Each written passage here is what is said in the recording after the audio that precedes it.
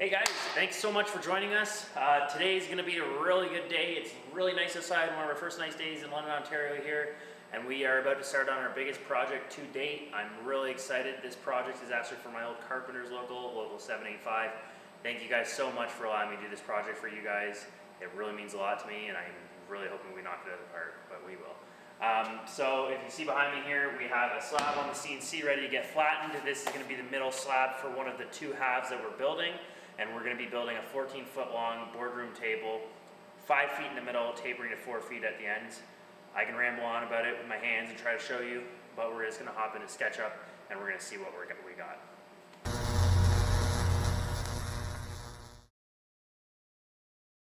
I opted against hopping into SketchUp and doing this in real time because I'm just not very good at it. Here is a picture of the table that we'll be building, 14 feet long, 5 feet in the middle, tapering to 4 feet with a curve, and then we'll have 2 connectivity boxes in the middle there. Here I am on the CNC. I'm loading up a flattening file, and I'm just going to give us a flat surface to work off of. We get all of our lumber rough sawn with the bark on, so we debark this slab, and now we're just trying to give ourselves a flat surface. You might notice that there's no hold downs on this slab. We're actually using the vacuum table of this CNC, so vacuum table actually sucks through that sheet of MDF and holds down other objects, so we're actually holding down those MDF doors you see on either end, and then that's what's pinching the slab so it can't move. Now all I have to do is remove the MDF that was pinching it so it wouldn't move, remark the center after I flip it, and then we'll be ready to flatten the backside. Alright, now that we have our slab mostly flat, I did leave a little bit in here and on the underside. The reason for that is that no matter how tight we are, and if we use dominoes like that, I'm going to probably have to flatten it again once we get it all glued together. So I'd rather save the thickness now so that we can lose a little more later, because we're aiming for as thick as possible. Hopefully we're going to end up at about 1 3/4 finish. So slabs is big, unless you have Festool track saw, which I do not. I think you can joint on them very well. I can't joint this with my jointer or my DeWalt track saw. So we're going to actually use the CNC to joint these. So I have this big bit here. And essentially we're just going to have him set up here, and he's just going to run a straight line on both sides. We're going to try to keep it as wide as we can, and then we're just going to go from there. And then once we finish this one, then we can go on to the next 6. I'm just going to hop onto the CNC here and tell it to go pick up number 7 bit. Once I get that bit on there, I'm going to mark the center of this slab here, and then I'm going to tell it to run the file. I'm trying to square the slab up so that we can keep as much heartwood as we possibly can, without having to cut off too much when I run the file here. So we drop that bit down to the waist of the surface there, and then we actually raise it the depth of the file that we told it to cut. That way, rather than having to go to the computer every time and tell it that we're cutting 2 and 1/3/5 inches deep every time, we can just tell it to cut 2.5 inches deep, and we'll just raise it 2.5 inches off the table. So you can see here we're jointing, and then it looks like we're going to probably have to run it again. We like to get it pretty close and then move it in a little bit and then do it again. Now that we got all our sides here, we're going to start our glue up. We did actually use dominoes for the second piece, as this one didn't go quite as easily as we were hoping, but this one I believe we are not using dominoes, so it's a little bit more of a gong show. With the CNC we get perfect joints, which is nice, but you can see just with the dominoes just help you with the alignment a lot better, so it makes it a lot easier. We actually didn't have any clamps long enough for this. I had 60-inch clamps, and then obviously when we're doing this thing up rough, we're actually sitting at about 65, 66 inches. So we actually ended up having to bolt our clamps together, and that's why they kind of pivot in the middle there. It's a little bit awkward here, but we managed to get it done in relatively good time, and we got a really good end result. We're just using those smaller DeWalt clamps there on the end just to kind of help with the alignment so it doesn't shift too badly on us during the gluing process.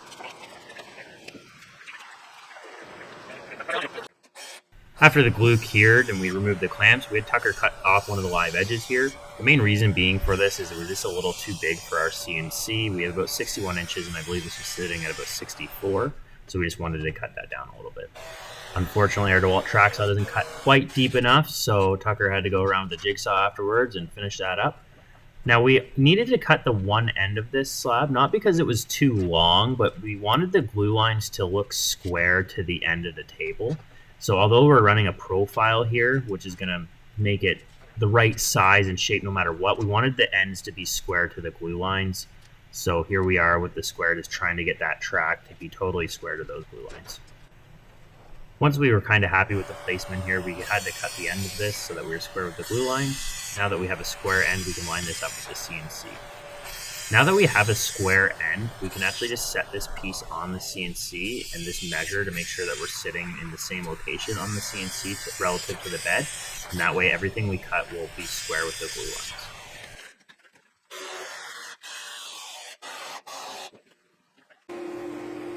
Now that we had our square end and we were square relative to the CNC, we started running our profile for the exterior of this half of the table. You can see us out there with the tape measures, measuring as it goes on and watching like a couple of hawks, like we'd be able to fix it if we had screwed up at this point, which we likely would not have been. This was a very nerve-wracking cut and probably one of the most stressful points in my woodworking career so far.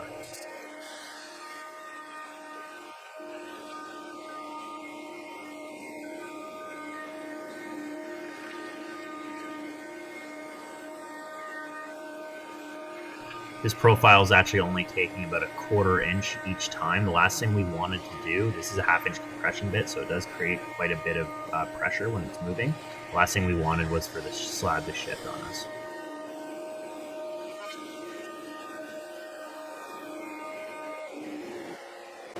Once the machine was done, we turned off the vacuum table and we broke off the exterior there.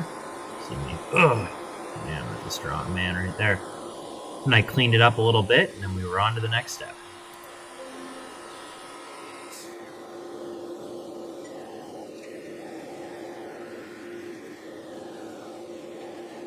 When you're working with a lot of hardwood like this, this was actually very clean walnut, I'll be honest, but there were still some voids and stuff we had to fill, small cracks, knot holes, stuff like that. So we filled those all with resin on both halves, and once we had those filled, we started flattening the one side, and then we flipped the table and we perfectly flattened the other side. And we matched the thickness on both. So at this point, we had 2 halves that were ready to go, and they were the same thickness and the exact same size.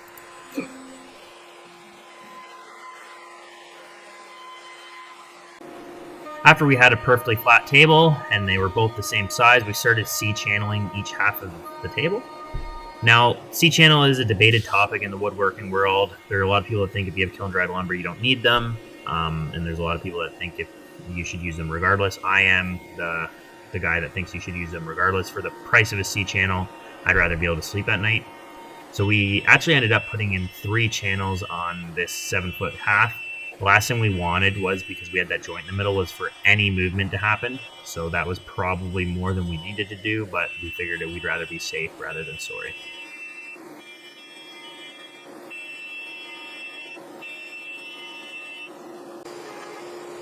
In an ideal world, I would have been able to pull this slab, this half of this table off of the CNC and then mark the holes and drive them in. But instead, I am just going to sacrifice my knees here. Tucker was likely busy doing something else, and in a small 2-man shop, it's just the way it goes. So I set those channels in those slots that we had the CNC cut, and then we marked the centers. I actually poked them, and then I rest the little hole that the pick makes. I put the brad point point right in that hole, and that gives us a perfect location every single time. And then we drive these all down, and we just get them nice and snug. Once we have these in the table, we will leave them in, so we will only take them out when we're finishing or we're sanding. So even when we're done sanding for the day, the channel will go back in the table to prevent any movement that could or could not happen.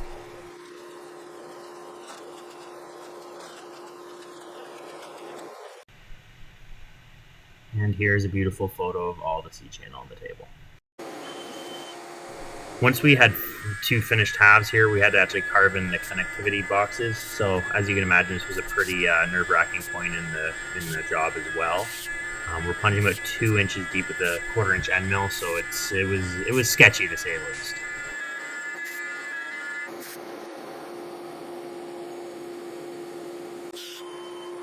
Next, we're just going to carve in a pocket here for the top of the legs so that the mounting plate can sit flush with the bottom of the table. This isn't a necessary step, it just makes it look a little more professional.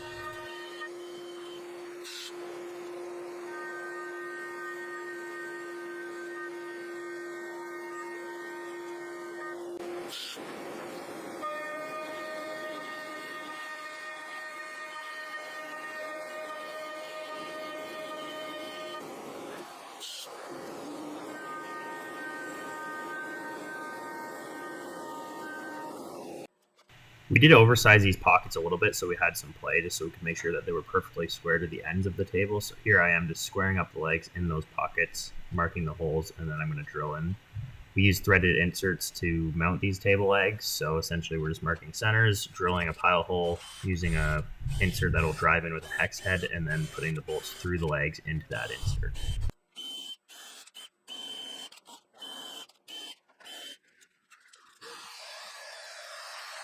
You by no means have to use a threaded insert to mount table legs, but I would highly recommend it, especially if you're doing a delivery. It makes you look very, very professional versus showing up with screws and just driving them in. If you're also planning to ever take your table legs on or off, they never weaken over time, whereas screws have to go in the same hole over and over again, just getting weaker every time.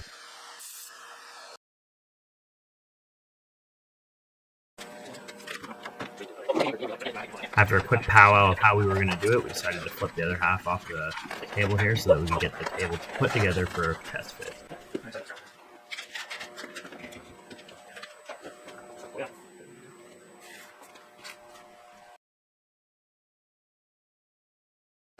We weren't sure exactly how we were going to connect these. We haven't used these domino connectors before on something this big, but we just started laying them out. We actually decided to go with 8 connectors in total. Probably more than we needed to go, but the last thing we wanted to do was get halfway, or more than halfway through the project, and then realize that we should have probably laid out for more.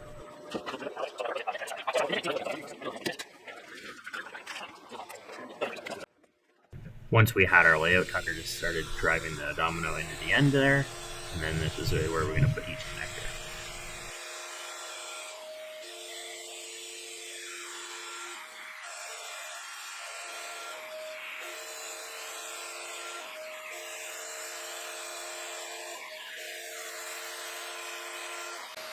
Once Tucker finished driving the dominoes on the ends from the side, I started driving them upwards. Obviously, we needed to be able to put the Allen key up into the connector. I'll give you an overview of the connector here coming up, but essentially they tighten from the bottom and they go in the ends there.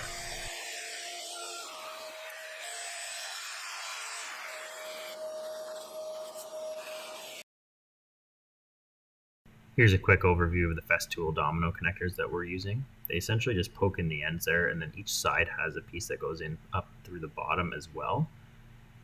That bottom piece then has an Allen key that you poke up through the hole and tighten, and that's what pulls the table halves together.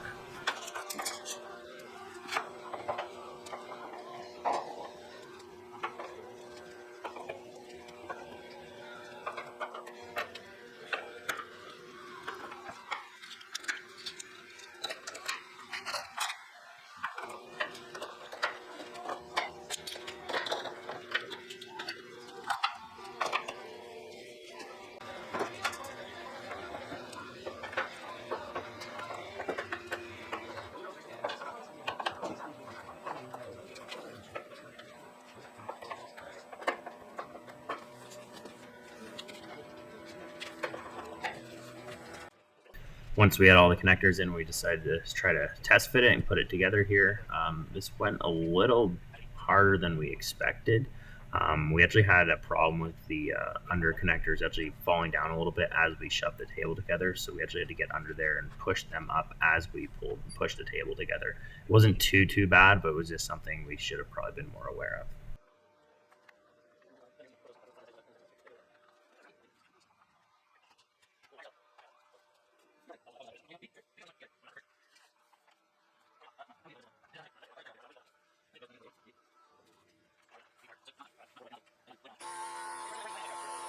We're just trying to get the table as close to flush as we can and make sure we're happy with it before we start the sanding process.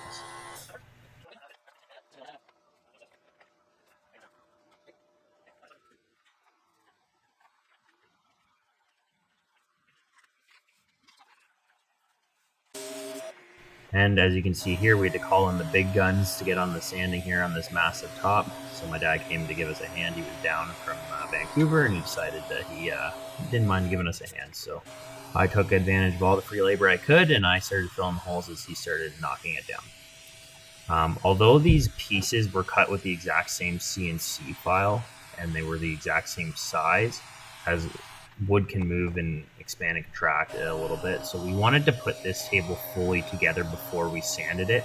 That way any of the the connecting points that were off a little bit, we could actually just sand those smooth and make it so that you couldn't feel the line. Once my dad knocked down the table here too, I think this was 80 grit, I started rounding over all the edges here, just putting a nice 1/4 inch round over on the whole piece.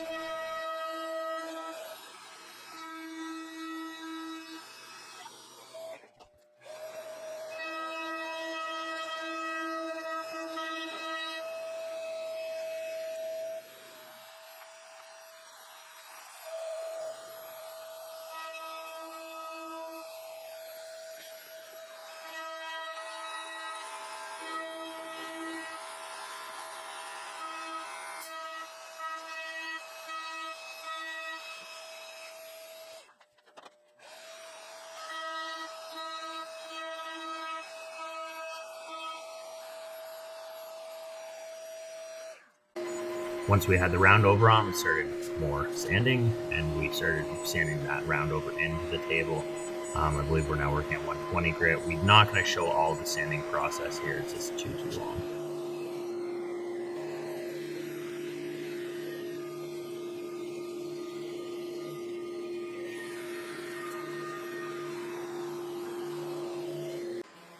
After I'd taken advantage of all the free sanding and labor that I could, it was my turn to hop in and finish off this top. I wanted to be the one that was doing the final sand on this table anyway, so I had no problem hopping in.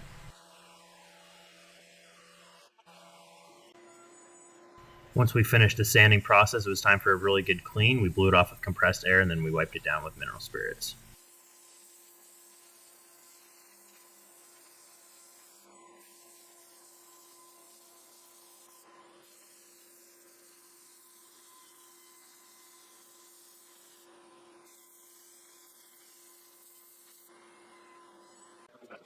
Once we had the table nice and clean here, we started to apply finish on the back.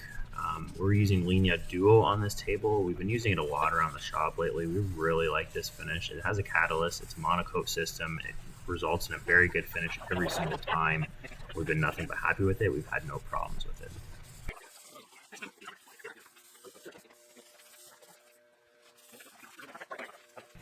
When you're using a finish like this, it's pretty easy to use. You mix it up with the ratio. In this case, it's a 5% catalyst to the actual finish. You buff on a nice coat, you wait about 10 minutes, and then you buff off the excess. After we applied the finish to the back of the table, we started reinstalling the C-channel.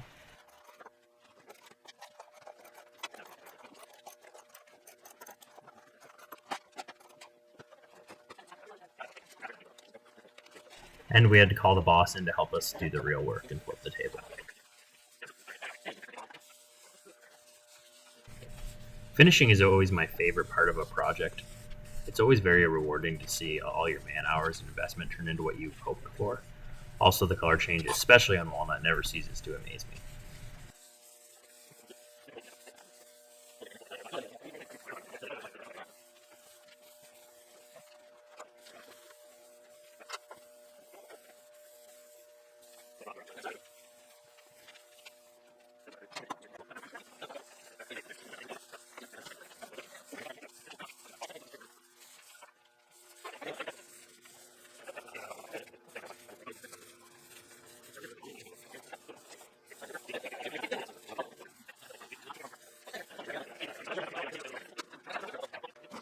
Now that we put finish on the back, we flip the table over to the top, and oh, we forgot to put the C-channel in, so we flipped the table back over to the back, and we started putting the C-channel in so we could then flip it over and finish the top. Seems like a waste of time, doesn't it?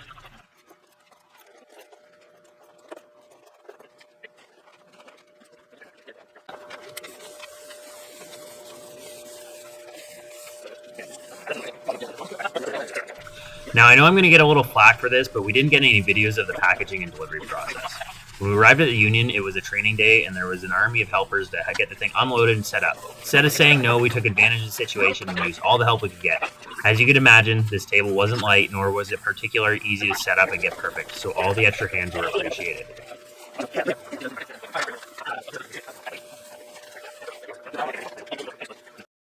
Here's a photo of the table when we finished. We were extremely happy with the end result of this build. Not bad for our biggest table to date. Were there some things that we would change or have done differently? Absolutely, but that's the beauty of woodworking. You never know it all, and even when you think you do, you likely don't.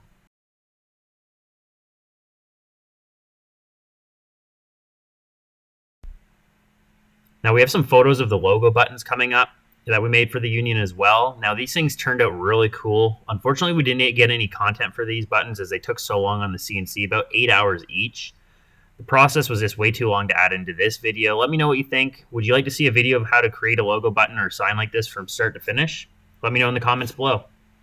To give you a quick rundown of how these buttons are made, we had to carve out the general design, fill it with resin, flatten it, carve it again, fill it with resin, and do that probably 3 or 4 times, and 5 even on the one, all while maintaining an exact 0 point to keep everything dialed in and tight.